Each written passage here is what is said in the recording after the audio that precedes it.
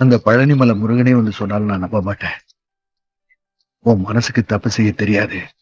என்ன, ஊர்ல இருக்கிறவங்க 7 லட்சத்தை போட்டு 70 லட்சம் சம்பாதிக்க ஆசைப்பட்டதா பேசுறாங்க.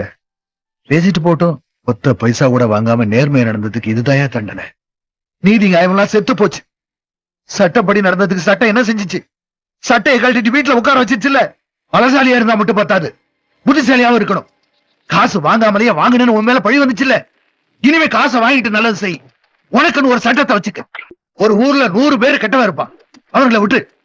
அதே ஊர்ல 4 பேர் நல்லவன் இருப்பான், அவங்களுக்கு நல்லது செய்.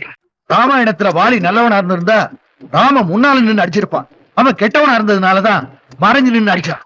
யுத்த தர்மப்படி அது தப்புதான், ஆனா மனு தர்மப்படி அதுதான் நியாயம். சாமி, உனக்கு முன்னாடி 5 பிள்ளைங்க பிறந்து செத்து போயிட்டாங்க. நீ 6வதா பிறந்த, அதனாலதான் உனக்கு ஆரிச்சாமின்னு பேர் வச்சு. நீ பிறக்கிறதுக்கு முன்னாடியே 5 பேரை கொன்னுட்டு பிறந்த வேண்டாம். நல்லதை செய்யறதுக்காக என்ன வேணாலும் செய், யார வேணாலும் கொல்லு, எதுவும் தப்பு இல்ல.